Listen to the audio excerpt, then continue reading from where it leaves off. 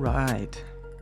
Hey, thank you for allowing your attention to roam this way and listen to what I have to share. Listen to my thoughts. The name of the show is, in fact, about thoughts. And so I was thinking I would just clarify what I believe thoughts are and where they come from, because the scientific community apparently doesn't know where thoughts come from. I guess they can't pinpoint a certain spot in the brain where these things come from, because science has to have everything written on paper and quantified and qualified, so it's kind of a mystery.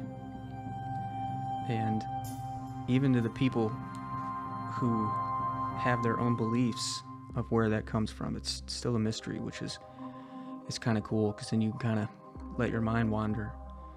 So you're going to hear many ideas, and I'm just going to give you what I believe, because that's all I can do. And of course, whatever you choose to believe is up to you. Whether or not you want to adopt my way of thinking or not is entirely up to you. And I believe that thoughts are like radio waves. The radio waves, they're all around us, right? The sound waves for radio waves exist on frequencies that the human ears cannot pick up, right? We have to tune in on our stereo in our car or something to catch a frequency, to tune into a station, and then we can hear it just fine. I believe that our thoughts are like that. I believe that they come from what this space would call the collective consciousness. And that collective consciousness is, and always will be, connected to our history, past and present. And I think that's where we get our thoughts. We essentially get downloads, and we can't necessarily control the fact that they come to us. However, we have the choice to control whether we take action on those thoughts. And I think that no thought is necessarily bad or wrong. It is only bad or wrong when you take action on it. Like, if I had a thought that I wanted to go knock over my neighbor's mailbox, the action of that would be wrong. I shouldn't do that.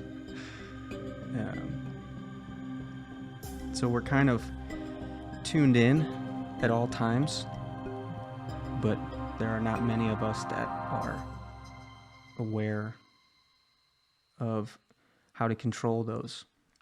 It's because it's something like some outrageous number, like 70,000 thoughts per day, and how many of those, they say like 90 to 95% of them are the same thoughts. So it's just incredible that we can have so many thoughts, and most of them are the same day to day. Whether they're positive or negative, they're the same.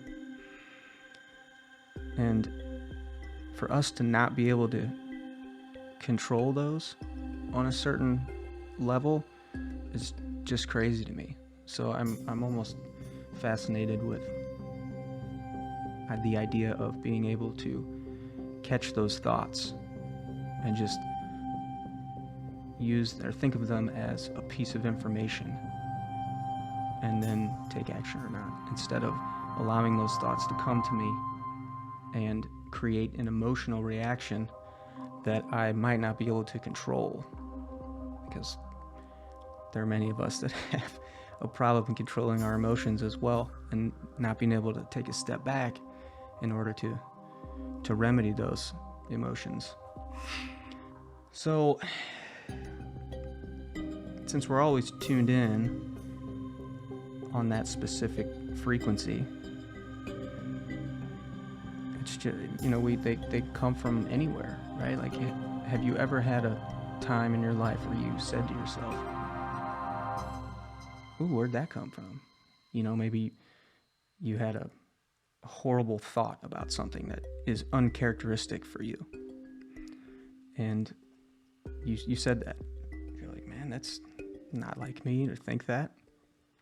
Well, you're right. It's because it's not your thought. Potentially, what I believe is that somebody else had that thought, they let go of it, or they acted on it, who knows, but somehow it got put back into the collective, and you just happened to be on that frequency that thought was bouncing around on, and it came to you.